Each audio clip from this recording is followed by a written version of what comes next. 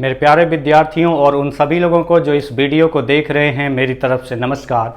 आज time speed distance की 18th class है और टाइम स्पीड डिस्टेंस की इस 18th क्लास में सिर्फ दो टाइप के क्वेश्चन डिस्कस करेंगे, जिसमें एक टाइप के क्वेश्चन जो आपका दिया गया है, जैसे आपके सामने है, ये तरीका इसके कई सारे हो सकते हैं सॉल्व करने के, जिसमें एक बेसिक तरीका होता है, एक तरीका आपका एलिगेशन मेथड है। इन दो तरीकों को ही हम सिर्फ डिस्कस करेंगे।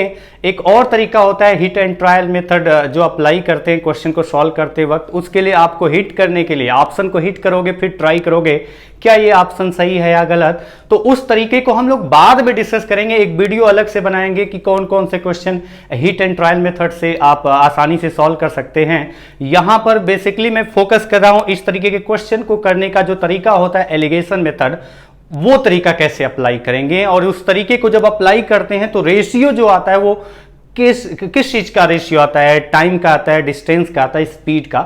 ये छोटा सा पॉइंट हम लोग आज की क्लास में डिस्कस करने वाले हैं। तो एक तरीके का एक क्वेश्चन ये है जिसपे 3 क्वेश्चन हम लोग करेंगे। इसके अलावा 3 और क्वेश्चन करेंगे जो कि आपके एग्जाम में आते रहे क्वेश्चन। जैसे हम इस क्वेश्चन को देखें तो इस क्वेश्चन में है, a farmer travelled a distance of 61 kilometre in 9 hours. He traveled partly on foot at the rate 4 km per hour and partly on bicycle at the rate 9 km per hour. The distance traveled on foot is.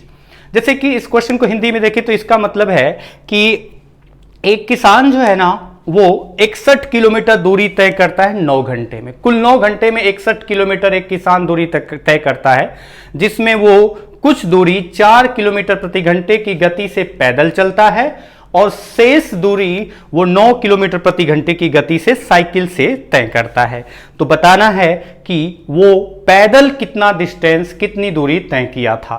तो ये question है आपके सामने और इस तरीके के question में क्या क्या इंफॉर्मेशन दी गई है और उस इंफॉर्मेशन का किस तरीके से यूज करना है। तो क्वेश्चन में देखिए, जैसे बोला गया कि टोटल डिस्टेंस कितना है, तो टोटल डिस्टेंस है 61 किलोमीटर और टोटल 61 किलोमीटर चलने में टाइम कितना लगा है, 9 आवर्स। टोटल 61 किलोमीटर चलने में 9 आवर्स लगा है, लेकिन वो कंटिन्यू पैदल नहीं चला है 61 किलोमीटर, वो कंटिन्यू बाइसिकल से, साइकिल से नहीं चला है 61 किलोमीटर। उसमें 9 घंटे में उसने कुछ समय पैदल चला है जो कि स्पीड 4 किलोमीटर प्रति घंटा है, और बाकी जो समय 9 घंटे के में से पैदल वाला टाइम निकाल दें तो जो बाकी टाइम बचा वो 9 किलोमीटर प्रति घंटे की गति से साइकिल से चला है और टोटल 9 घंटे में 61 किलोमीटर डिस्टेंस कवर किया है।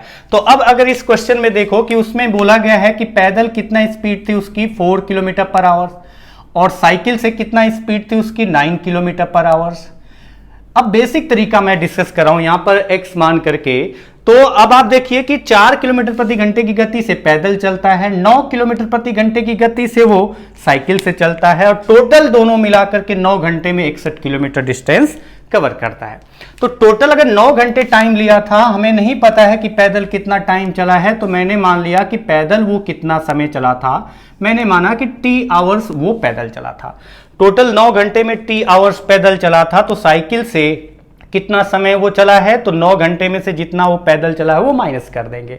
टोटल 9 घंटे चला है, दोनों टाइम मिलाकर के, दोनों स्पीड से जितना टाइम लगा है दोनों टाइम मिलाकर 9 घंटे चला है। अगर वो पैदल चला है t आवर्स तो साइकिल से कितना चला, तो 9 माइनस t, यानी साइकिल से वो चला 9 माइनस t आवर्स।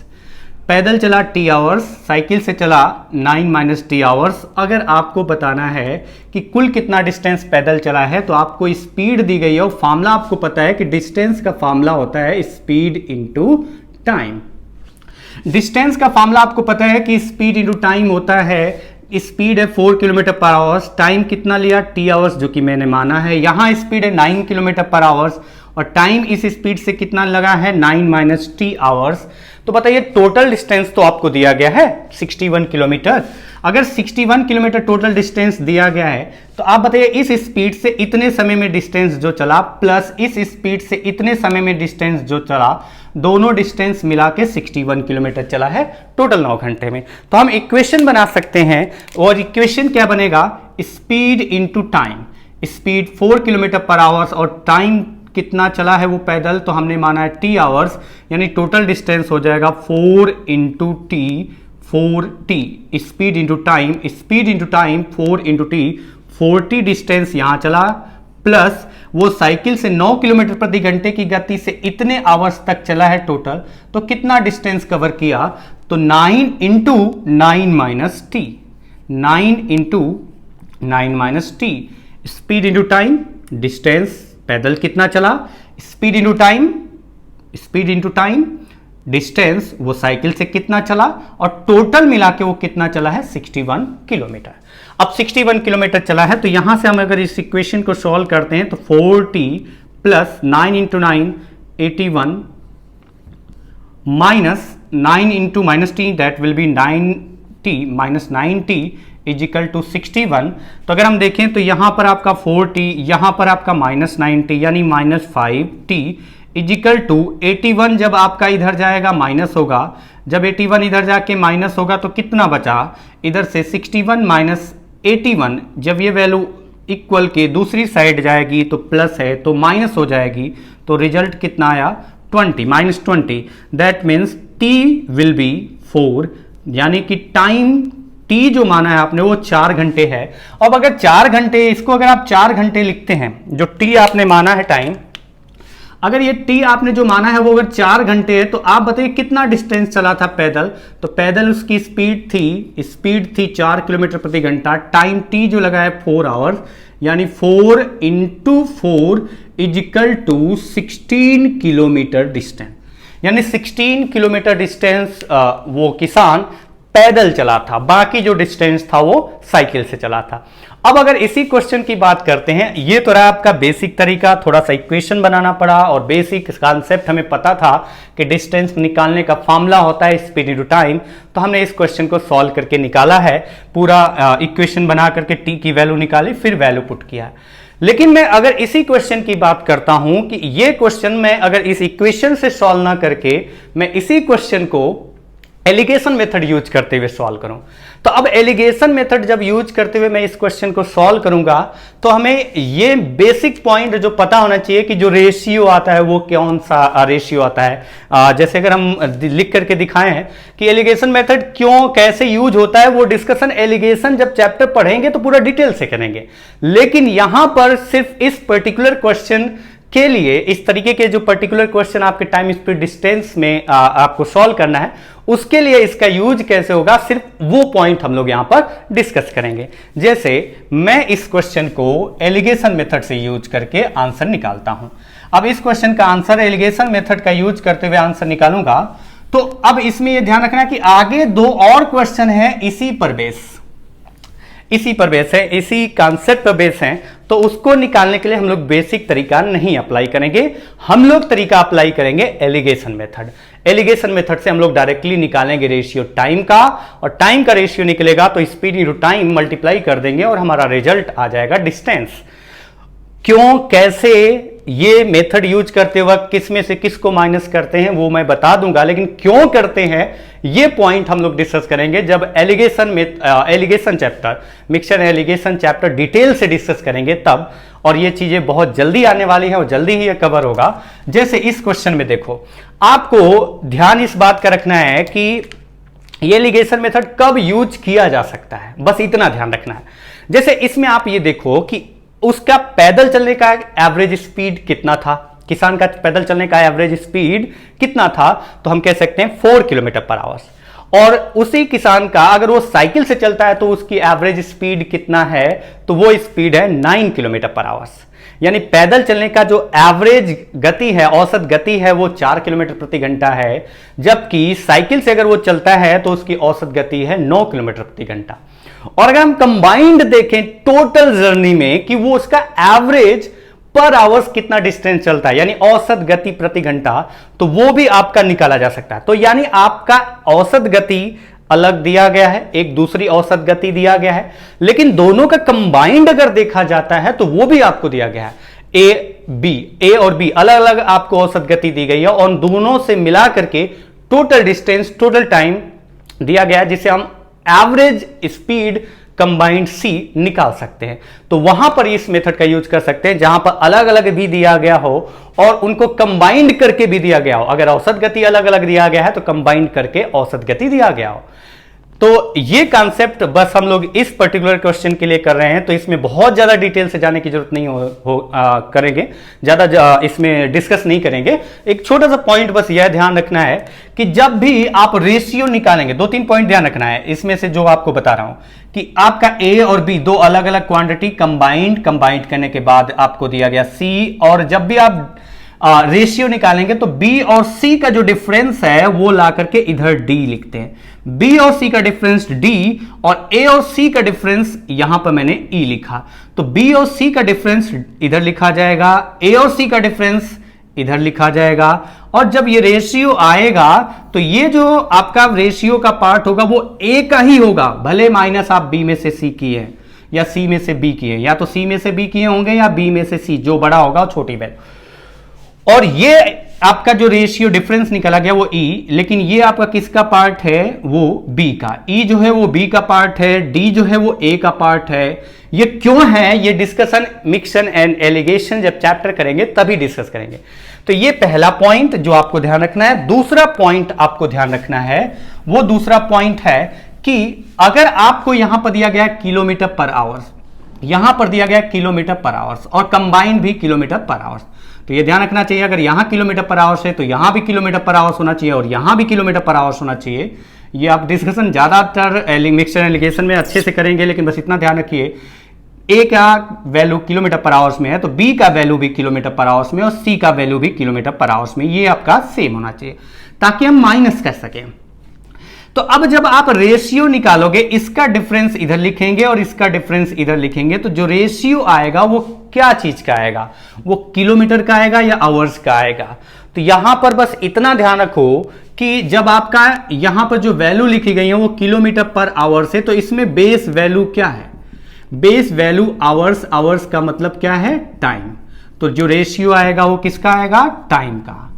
जो रेशियो आएगा वो आएगा टाइम का। जैसे अगर मैं लिखता, अगर मैं कहता 20 इयर्स, लड़कों का जो एवरेज एज है 20 इयर्स पर बॉय, या फिर हम कहते हैं कि ऐसे कुछ करते हैं, एक जो है चावल का रेट है 20 रुपीज पर केजी, दूसरा चावल का रेट है 30 रुपीज पर केजी, और कंबाइंड देखें तो जो एवरेज है कंबाइंड 24 रुपीज पर केजी, औसत मिला करके देखें तो यहाँ rupees per KG, rupees per KG, rupees per KG, तो यहां पर जो रेशियो आएगा वो रुपी का नहीं आएगा, वो किसका आएगा, किलोग्राम। किलोग्राम मतलब क्वांटिटी का रेशियो आएगा। तीसरा अगर पॉइंट मैं डिस्कस करूं, एक और पॉइंट ले लेता हूं, जैसे कि आप एवरेज में पढ़ेंगे कि जैसे बोला जाता है 12 रन्स पर विकेट, एवरेज था एक बॉलर का 12 रन पर विकेट, उसी का दूसरे मैच में जो एवरेज था वो 20 रन पर विकेट, और कंबाइंड देखा जाए तो बोला गया 15 रन पर विकेट। तो जब आप यहां पर रेशियो निकालेंगे तो जो रेशियो निकालेंगे यहां पर, वो रेशियो किस चीज का आएगा, वो रन्स का नहीं आएगा, वो किसका आएगा, वो बेस वैल्यू का यानी विकेट का। क्यों आएगा, कैसे आया, तो ये डिस्कशन हम लोग डिस्कस करेंगे कब, जब मिक्सचर एंड एलिगेशन चैप्टर करेंगे तब। लेकिन यहां पर इस क्वेश्चन को देखो आप कि इस क्वेश्चन में कैसे हम लोग करते हैं, इसको अप्लाई और आंसर निकल जाएगा, ज्यादा टेंशन नहीं लेने की जरूरत है। जैसे अब आपको देखिए कि पैदल वो चलता है, पैदल चलने की स्पीड उसकी थी 4 किलोमीटर पर आवर। बाइसिकल से चलता है, बाइसिकल से जो चलने की स्पीड थी उसकी थी 9 किलोमीटर पर आवर। ध्यान रखना किलोमीटर पर आवर से, पर आवर से है तो जो रेशियो आएगा किसका आएगा, आवर्स, आवर्स मतलब टाइम का। और कंबाइंड देखिए तो टोटल डिस्टेंस चला है 61 और टोटल कितने घंटे में, 9 आवर्स में। 9 आवर्स में अगर 61 किलोमीटर चला है तो इसकी एवरेज स्पीड कितना हुई, स्पीड बराबर होता है डिस्टेंस अपॉन टाइम, तो डिस्टेंस 61 और डिवाइडेड बाई टाइम 9। अब आपको डिफरेंस निकालना है। अब डिफरेंस निकालते वक्त यह आपको ध्यान रखना है कि जब फ्रैक्शन वैल्यू हो तो फ्रैक्शन वैल्यू माइनस करने में थोड़ी दिक्कत होती है, तो सारी वैल्यू को हम लोग किस में कन्वर्ट कर लेते हैं, इंटीजर में। और इंटीजर में कन्वर्ट करने का तरीका है, अगर आप इंटीजर में कन्वर्ट करते हैं तो ध्यान ये रखना है कि जिस वैल्यू को पहले वाले से मल्टीप्लाई करेंगे वही वैल्यू दूसरे में भी मल्टीप्लाई होगी, वही वैल्यू तीसरे में भी मल्टीप्लाई होगी। इससे क्या होगा कि आपका जब रेशियो निकालोगे तो रेशियो में कोई अंतर नहीं आएगा। तो इसलिए आप जब भी वैल्यू मल्टीप्लाई करेंगे तो सेम वैल्यू तीनों में मल्टीप्लाई करना है। तो अब आप चाहते हो कि ये तीनों इंटीजर में दिखे ताकि हम डायरेक्टली माइनस कर सकें, तो इसके लिए आपको क्या करना होगा, ऐसी संख्या जो तीनों के डिनोमिनेटर, इसके डिनोमिनेटर कुछ नहीं लिखा है तो 1 है, इसका भी 1 है और इसका क्या है 9, तो ऐसी संख्या जो तीनों के डिनोमिनेटर से डिवाइड हो, ऐसी संख्या जो तीनों के डिनोमिनेटर से डिवाइड हो तो एलसीएम निकाल सकते हैं। वो आप अपने अकॉर्डिंग मांग भी सकते हैं। और एलसीएम होता है लीस्ट कॉमन फैक्टर, तो वो सबसे छोटा होता है। तो ऐसी संख्या जो 1, 1 और 9 तीनों से डिविजिबल हो, वो कौन सी संख्या है, 1 और 1 और 1 9 से, तो हम कह सकते हैं 9 ऐसी संख्या जो 1 से भी डिवाइड होगी, 1 से भी डिवाइड होगी, 9 से भी डिवाइड होगी, सबसे छोटी होगी। तो हम तीनों को 9 से मल्टीप्लाई कर देंगे, तीनों को 9 से मल्टीप्लाई कर देंगे तो हमारा जो रिजल्ट आएगा वो इंटीजर के पार्ट पे दिख रहा है। जैसे आप ये देखो, ये कितना आ गया 36, ये कितना आ गया 81 और ये कितना आ गया तो 61। अब हमें माइनस करने में कोई दिक्कत नहीं होगी। इसका डिफरेंस आ रहा है 20, इसका डिफरेंस आ रहा है कितना 61 और 36 का डिफरेंस 25, माइनस कर लेना 61 माइनस 36 25। तो रेशियो क्या आ गया 4:5। और ये जो रेशियो 4:5 आया है वो कौन सी वैल्यू का है, टाइम का, स्पीड का या डिस्टेंस का। तो ये जो आपका रेशियो है वो टाइम का है। हम लोग डिस्कस थोड़ा सा किए थे इसके बारे में। टाइम का रेशियो है 4 और 5, 4 और 5 कितना हुआ टोटल, रेशियो के अकॉर्डिंग 9 और एक्चुअल में कितना टोटल था 9 आवर्स, यानी 1 = 1 आवर्स। अगर 1 = 1 आवर्स तो आप बताइए 4 = कितना होगा, तो 1 = 1 आवर्स, तो 4 × 1 = 4 आवर्स। 4 घंटे कौन सी स्पीड से लगा था, फुट नहीं है फुट, 4 घंटे किस स्पीड से लगा था, तो 4 घंटे पैदल वाली स्पीड जो कि 4 थी और 4 की स्पीड से 4 घंटे, यानी टोटल डिस्टेंस कितना हुआ, टोटल 4 की स्पीड से अगर वो पैदल 4 घंटे चला था तो कितना डिस्टेंस हुआ 16 किलोमीटर। तो एक क्वेश्चन को मैंने थोड़ा सा लंबे टाइम तक डिस्कस किया है, लेकिन बाकी क्वेश्चन को इस तरीके का अप्लाई करके हम टाइम का रेशियो निकालेंगे और टाइम का रेशियो निकाल के टाइम निकालेंगे और फिर डायरेक्टली डिस्टेंस = स्पीड × टाइम कर देंगे। जैसे अगर आप देखो नेक्स्ट क्वेश्चन की बात करते हैं, ये आप लिख चुके होंगे। तो नेक्स्ट क्वेश्चन में आप देखो कि नेक्स्ट क्वेश्चन किस तरीके से है। मैं उस क्वेश्चन को पढ़ूंगा लेकिन आप जो है उस क्वेश्चन को सॉल्व करिए मेरे पढ़ते वक्त ही। तो जो अगला क्वेश्चन है वो क्वेश्चन है कुछ इसी तरीके का क्वेश्चन है। A farmer traveled a distance of 387 kilometers in 15 hours. He traveled partly on foot at the rate 21 km per hour and partly on bicycle at the rate 33 km per hour. The distance traveled on foot is. तो मैं यहां पर directly time का ratio निकालूंगा और time का ratio निकाल के टाइम निकालूंगा और टाइम निकल जाएगा तो स्पीड दिया हुआ है, स्पीड × टाइम = डिस्टेंस, आंसर आ जाएगा। मैं यहाँ पर बार बार कह रहा हूँ कि हिट एंड ट्रायल मेथड के लिए मैं अलग से एक वीडियो बनाऊंगा जिसमें कुछ क्वेश्चन सेलेक्ट करके मैंने रखा हुआ है, उन क्वेश्चंस को डिस्कस करेंगे। यहाँ पर मैं बस डिस्कस कर रहा हूँ मिक्सचर एंड एलिगेशन, जो मेथड है आपका इस चैप्टर का, जो मेथड है सॉल्व करने का क्वेश्चन, वो अप्लाई करके टाइम स्पीड डिस्टेंस के कुछ क्वेश्चन को सॉल्व किया जा सकता है। जैसे अगर आप ये देखो टोटल डिस्टेंस कितना चला है 387 किलोमीटर और टोटल कितने टाइम में, तो हम कह सकते हैं 15 आवर्स में टोटल डिस्टेंस कवर किया 387। तो पैदल चलने का जो उसका स्पीड था और बाइसिकल से, साइकिल से चलने का जो स्पीड था, पैदल क्या स्पीड है उसकी, अब ये मत कहना कि 21 किलोमीटर प्रति घंटे की गति से कैसे चल सकता है, ये क्वेश्चन है आपका, क्वेश्चन में कुछ भी हो सकता है। तो आप देखो कि पैदल चलने की स्पीड 21 थी और साइकिल से चलने की स्पीड उसकी कितनी थी 33 किलोमीटर पर आवर। और कंबाइंड अगर आप देखो कि कंबाइंड उसकी स्पीड क्या थी, तो हम यहां पर निकाल सकते हैं 387 किलोमीटर डिस्टेंस कवर किया है 15 आवर्स में, तो यहां पर डिविजिबल है कंप्लीटली, तो आप डिवाइड कर लीजिए। तो 15 से डिवाइड किया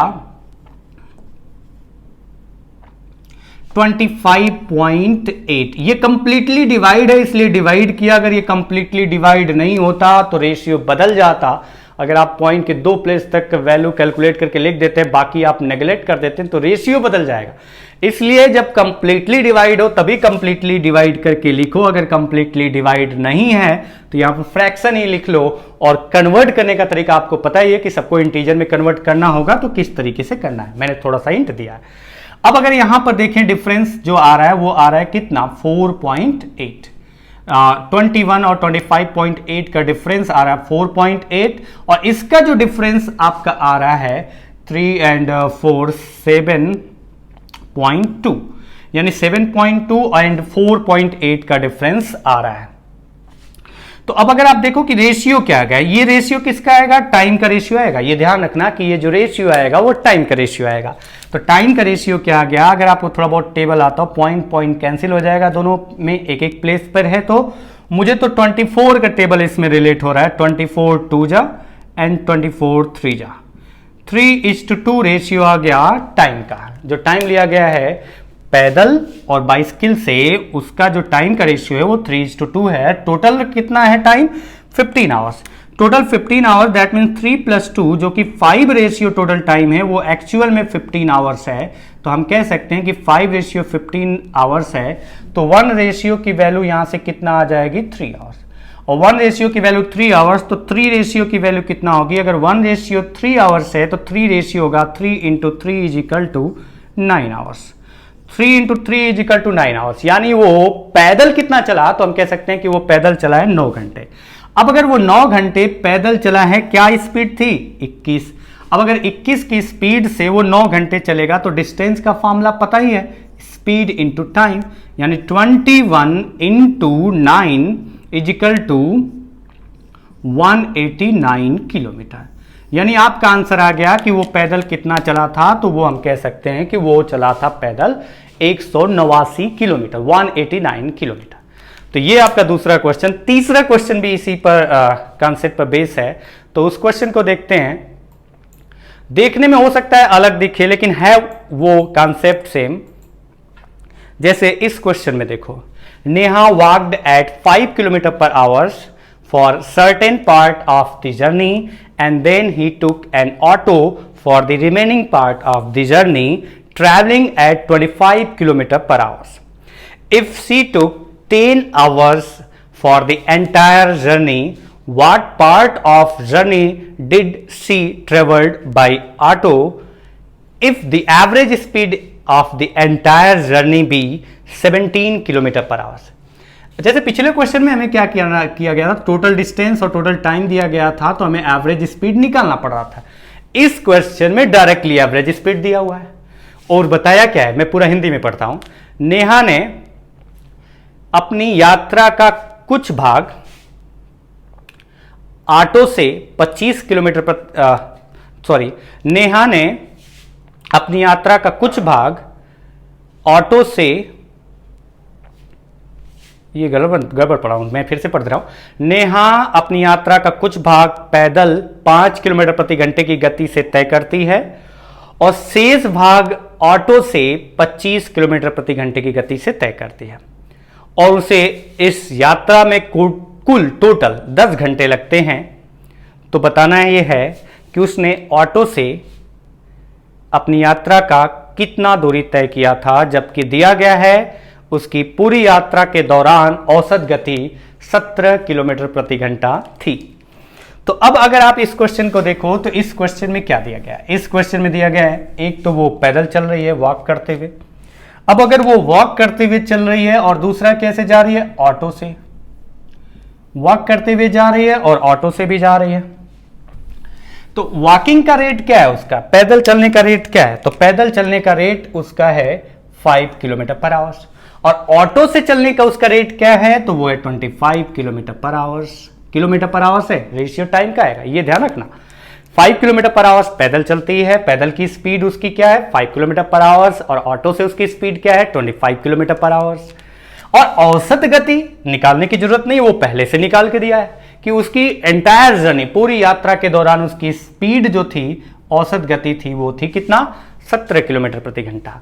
तो आप यहां से डायरेक्टली निकाल सकते हैं टाइम का रेशियो 25 और 17, 25 एंड 17 का डिफरेंस 8 आ रहा है। 5 एंड 17 का डिफरेंस 12 आ रहा है, यानी 8 और 12 दैट विल बी, थोड़ा सा अगर इसको सिंप्लीफाई करें तो अगर आप इसको सिंप्लीफाई करें 4 से 2 टाइम्स एंड 4 से 3 टाइम्स, 2:3, यानी टोटल 10 आवर्स लगा है। आप बताइए टाइम का रेशियो 2:3 है, टोटल कितना हुआ 2 और 3 5 इजिकल टू कितना हुआ 10 hours, 5 equal to 10 hours, that means 1 equal to कितना आएगा, तो हम कह सकते हैं 2 आवर्स, 1 इजिकल टू 2 आवर्स। तो हमें पूछा गया है इस क्वेश्चन में what part of the journey did he travelled by auto. Auto का स्पीड हमें पता है तो ऑटो का हमें टाइम पता करना होगा।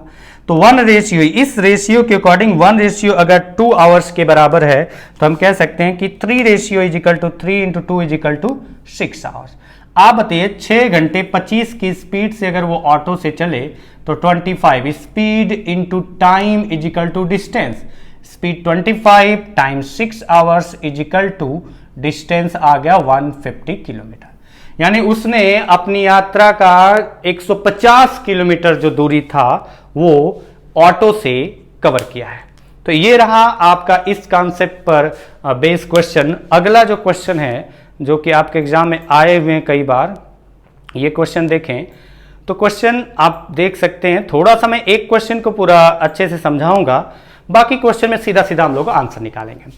तो इस क्वेश्चन को थोड़ा सा दोनों तरीके से समझाऊंगा, एक बार थोड़ा सा इक्वेशन बना के, एक बार डायरेक्टली आंसर अगर मुझे देना होगा आंसर तो 3 घंटे यहां पर लाभ हुआ है, 3 घंटे कम लग रहा है तो 12 से 3 9, तो मैं कहूंगा 12 में 3 ज्यादा लगेगा, क्यों लगेगा कैसे लगेगा, 15 लगेगा, आंसर 15 होगा, वो बस डिस्कस करना है। तो अब थोड़ा सा एक बार बस थोड़ा टाइम लगेगा लेकिन अच्छे से समझ लेंगे ना तो फिर क्यों ऐसा हुआ अगर पता चल गया तो फिर दिक्कत नहीं होगी आपको कि सीधा आंसर देंगे इस क्वेश्चन का, रट सकते हैं। तो क्वेश्चन कहा गया है एक आदमी, क्या बोला गया, a man takes 12 hours in walking to a certain place and riding back, he would have gained 3 hours by riding both way, how long would he take to walk both way. एक आदमी किसी स्थान तक जाकर, कैसे गया था, पैदल, किसी स्थान तक पैदल जाता है और फिर वहां से पुनः राइडिंग करते हुए प्रारंभिक स्थान पर आता है तो उसे कुल 12 घंटे लगते हैं। अगर वह गया होता राइडिंग करते हुए और आया भी होता राइडिंग करते हुए तो उसका 3 घंटे बच जाता, यानी 3 घंटे पहले के कंपेयर में कम लगता। जैसे 12 घंटे लग रहा था तो कितना लगता, तो 12 से 3 कम, यानी 9 घंटे टोटल लगता उसे। तो बोला गया कि अगर वो पैदल जाता और पैदल ही आता तो कितना टाइम लगता, ये आपका क्वेश्चन है। तो इस क्वेश्चन में बोला गया है कि एक आदमी किसी स्थान से चला, कहीं पर गया, फिर वहां पर जाने के बाद वो कैसे गया था, तो बोला गया वॉक करते हुए, पैदल गया था, और फिर वहां से रिटर्न आया है, कैसे आया है, राइडिंग करते हुए, राइड करते हुए आया है। तो टोटल उसे कितना लगा है, तो टोटल उसे टाइम लगा है 12 आवर्स। तो एक बार मैं इसको थोड़ा सा इक्वेशन बना करके डिस्कस कर रहा हूं। टोटल उसे 12 घंटे समय लगा है, गया पैदल, आया राइड करते हुए, तो कुल 12 घंटे लगे।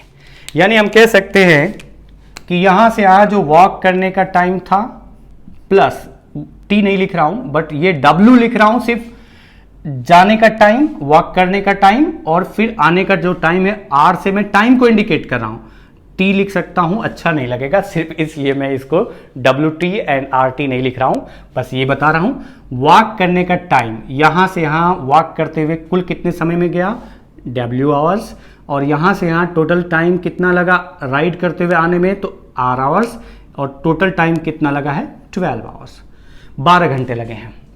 ये आपका पहला इक्वेशन। दूसरा इक्वेशन है कि अगर वो राइड करते हुए जाता और राइड करते हुए ही आता, तो आप बताइए राइड करते हुए गया और राइड करते हुए आया, तो राइडिंग का टाइम जाने का और राइडिंग का टाइम आने का, टोटल टाइम मिला के कितना लगा है, तो बोला गया कि वो 3 घंटे का उसे लाभ होता, 3 घंटे का लाभ होता, यानी 12 घंटे के स्थान पर 3 घंटे का लाभ होगा, तो हम कह सकते हैं 9 घंटे टोटल उसे जाने और आने में लगा, टोटल 9 घंटे। तो आप बताइए यहां से देख सकते हैं कि R प्लस R यानी कितना हुआ, 2R is equal to 9 hours, then R will be equal to 4.5 hours, 9/2, यानी राइडिंग का टाइम, एक साइड अगर राइड करता है तो उसे टोटल टाइम कितना लगता है राइड करने में, 4.5। आप बताइएगा राइड करने में 4.5 आवर्स लगा, टोटल 12 आवर्स है, तो वॉक करने में कितना टाइम लगा होगा?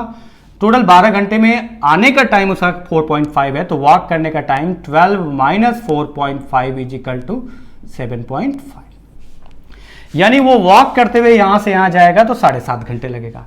तो अगर वॉक करते हुए यहां से यहां जाएगा तो 7.5 घंटे लगेगा, वॉक करते हुए जाए, वॉक करते हुए आए, यानी 7.5 जाने का, 7.5 आने का, टोटल आपका हो गया 15 आवर्स, 15 घंटे। टोटल टाइम कितना लगा? 15 घंटे। अगर वो वॉक करते हुए जाता है, वॉक करते हुए आता है, पैदल गया और पैदल आया, तो टोटल टाइम कितना लगेगा उसे? 15 घंटे। ये आपका इस क्वेश्चन का बेसिक मेथड। अब जो मैं कह रहा हूं, जो मैंने बोला कि 3 घंटे बचाता था तो 12 से 3 9 घंटे लगता था, और जब राइडिंग था तो वॉकिंग में क्या लगेगा? तो 12 प्लस 3 आपका सीधा आंसर होगा 15। तो उसको थोड़ा सा बेसिक पॉइंट जो है, उसका बेसिक पॉइंट है, उसको थोड़ा सा समझ लेते हैं, ताकि अगले 2 क्वेश्चन में हम लोग कुछ करेंगे नहीं, सीधा आंसर पे टिक करेंगे। जैसे अब इस क्वेश्चन को थोड़ा उस कॉन्सेप्ट का यूज करते हुए समझेंगे पूरा डिटेल से, उसके बाद आगे के 2 क्वेश्चन में सीधा सीधा आंसर निकालेंगे। जैसे आप देखिए, वो वॉक करते हुए गया, पैदल गया और राइड करते हुए आया, तो टोटल 12 घंटे लगे। थोड़ा सा ध्यान से समझना, आंसर तो निकालने के लिए रट सकते हैं और आंसर आपका आ भी जाएगा, और करना भी चाहिए जहां पर फायदा मिलता है। लेकिन एक बात समझ लेते हैं, वो वॉक करते हुए जाता है, राइड करते हुए आता है, तो टोटल उसे 12 घंटे लगते हैं। अब मैं यहां पर कर रहा हूं कि क्वेश्चन में जो बोला गया कि अगर वो राइड करते हुए जाता और राइड करते हुए ही आता, राइड करते हुए जाता और राइड करते हुए आता, तो उसे 3 घंटे बच जाता। अब आप बताइए कि अब वो अगर राइड करते हुए पहले केस में भी आ रहा था, राइड करते हुए अब के केस में भी आ रहा है, राइड करते हुए पहले केस में भी आ रहा था और राइड करते हुए अब के केस में भी आ रहा है, तो जितना पहले टाइम लगता होगा राइड करने में यहां से यहां का डिस्टेंस, उतना ही अब भी लगता होगा राइड करने में ये जो डिस्टेंस है आने का। वो राइड करते हुए पहले केस में भी आ रहा था, अब के केस में भी आ रहा था, तो यहां से टाइम का डिफरेंस 0, यानी यहां पर कोई टाइम में अंतर क्रिएट नहीं होगा। तो जो 3 घंटे का अंतर आया वो कहां पर आया? आते वक्त तो नहीं आया, वो जाते वक्त आया। जाते वक्त आया यानी राइड और वॉक, जहां वॉक करते हुए जा रहा था, जहां पैदल जा रहा था, वहां राइड करते हुए, सवारी करते हुए जाता है, तो उसे 3 घंटे कम समय लगता है। यानी ये जो डिस्टेंस है सिर्फ जाने जाने का, वॉकिंग के स्थान पर राइड करता है, तो यहां पर अगर x आवर्स लगता होगा तो यहां पर कितना लगता होगा? x minus 3। यहां पर पैदल चलने में x आवर्स लगता होगा तो राइड करने में x माइनस 3। तो आप बताइए, आप तो ये भी कह सकते हैं कि राइड के स्थान पर वॉक करे, वॉक के स्थान पैदल जाता है, उसके स्थान पर राइड करते हुए जाता है, तो जो डिस्टेंस है सेम डिस्टेंस है, तो पैदल के स्थान पर राइड करते हुए जाए तो 3 घंटे कम समय लगता। तो अगर हम कहते हैं राइड में अगर जितना टाइम लगता है, राइड में अगर t आवर्स लगता है, x माइनस 3 की वैल्यू t है, तो यहां पर क्या आएगा उसी फॉर्मेट में? तो आप कह सकते हैं कि x minus 3 equal to t, तो x equal to t plus 3। ये मैंने लिखा, क्यों लिखा कि ये ध्यान रहे, अगर मैं कहता हूं, मैं इसको थोड़ा अलग तरीके से रिलेट कराऊं, अगर मैं ये कहता हूं कि मेरी सैलरी किसी पर्टिकुलर पर्सन से, XYZ से, मैंने कहा कि मेरी सैलरी सुरेश से 3,000 रुपये ज्यादा है, तो मैं कहूंगा, ये भी तो कह सकता हूं कि मेरी सैलरी अगर सुरेश से 3,000 रुपये ज्यादा है तो सुरेश की सैलरी मेरी सैलरी से 3,000 रुपये कम होगी। या फिर मैं कहूं कि मेरी सैलरी किसी से 10,000 रुपये कम है, तो अगर जिससे मेरी सैलरी 10,000 कम है तो उसकी सैलरी तो ऑब्वियस सी बात है मुझसे 10,000 ज्यादा होगी। तो ये एकदम बेसिक पॉइंट है, वो ध्यान रखना कि अगर वॉकिंग के स्थान पर राइडिंग करते हुए जाता है, तो जहां पर वॉक करने का जो टाइम है उसे 3 घंटे कम राइड में लगता है, तो हम कह सकते हैं कि राइड में जो लगता है वॉक करने में उससे 3 घंटे ज्यादा लगेगा। तो अब आप ये क्वेश्चन देखो, इस क्वेश्चन को आपको समझ में आ गया कि वॉकिंग के स्थान पर राइडिंग करता है तो 3 घंटे कम समय लगता है, तो हम कह सकते हैं राइडिंग के स्थान पर अगर वॉकिंग करे तो 3 घंटे उसे ज्यादा समय लगेगा। तो अब आप इस क्वेश्चन में देखो, थोड़ा सा ध्यान से समझना, कुछ है नहीं, बोला गया कि वॉक करते हुए जाए और वॉक करते हुए आए, पैदल जाए पैदल आए। तो बताइए पहला केस जो था वॉक करते हुए पैदल गया था और राइड करते हुए आया था, ध्यान रखना, पैदल गया था राइड करते हुए आया था, तो कितना टाइम लगा था? 12 आवर्स। अब बात है, ये बोला गया कि वॉक करते हुए जाए और वॉक करते हुए ही आए। तो वॉक करते हुए तो पहले केस में जब 12 घंटे लग रहा था तो पैदल जा रहा था, तो अब भी तो पैदल ही जा रहा है, तो इधर टाइम का अंतर आएगा? नहीं आएगा। पहले केस में जब 12 घंटे समय लग रहा था तो वॉक करते हुए जा रहा था, तो अब भी तो वॉक करते हुए जा रहा है। पहले पैदल जा रहा था तो अब भी पैदल जा रहा है, तो जो टाइम है वहां पर अंतर कोई नहीं आएगा।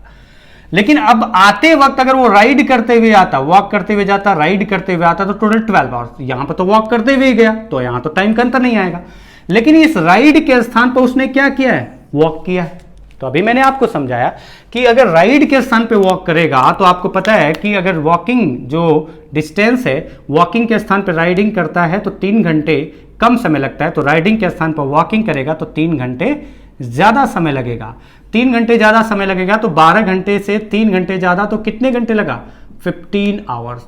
ये आपका आंसर हो गया। तो ये छोटा सा पॉइंट है, वो आपको समझना है। और अगर आप समझ चुके हैं तो ऐसे क्वेश्चन में सीधा सीधा आंसर आएगा। 12 घंटे के स्थान पर 3 घंटे कम लग रहा था राइडिंग में, और दोनों साइड वॉक करेगा तो 12 से 3 ज्यादा 15 लगेगा। जैसे अगले क्वेश्चन को हम डिस्कस करते हैं, और आंसर आप सीधा सीधा आंसर दीजिए। आपका आंसर आ भी चुका होगा, लेकिन मैं थोड़ा सा बताऊंगा, पढ़ूंगा एक बार इसको। A man takes 8 hours 32 minutes in walking to a certain place and riding back. He would have gained 2 hours 14 minutes by riding both ways. How long would he take to walk both way? अब वह question तो same है। आप बताइए, इसमें बोला गया कि उसे 8 घंटे 32 मिनट समय लगता था। आंसर डायरेक्टली 8 घंटे 32 मिनट समय लगता था। लेकिन बोला गया कि अगर वो दोनों तरफ राइडिंग करता तो 2 घंटे 14 मिनट इससे क्या होता? कम समय लगता। तो दोनों तरफ अगर वॉकिंग करेगा तो इससे 2 घंटे 14 मिनट ज्यादा लगेगा। तो आपका आंसर हो जाएगा सीधा 2:14, यानी 6:4 10 घंटे 46 मिनट। ये आपका आंसर हो जाएगा। तो ये क्वेश्चन का आंसर डायरेक्टली आएगा, लेकिन फिर भी मैं एक बार थोड़ा सा और इसको डिस्कस करता हूं। आप बताइए, सीधा सा बात है कि अगर कोई यहां से यहां जाता है वॉक करते हुए और आता है राइड करते हुए, वॉक करते हुए गया, राइड करते हुए आया, तो टोटल लगा 8 hours 32 मिनट। अब फिर से थोड़ा सा ध्यान समझना, क्लियर हो जाएगा। तो आंसर जो मैंने बोला था वैसे ही निकालेंगे आप। अब बोला गया कि अगर वो राइड करते हुए जाए और राइड करते हुए आए, तो उसे देखो, आप राइड करते हुए पहले केस में भी आ रहा था, अब के केस में ये भी आ रहा है, लेकिन यहां पर वॉकिंग के स्थान पर क्या कर रहा है?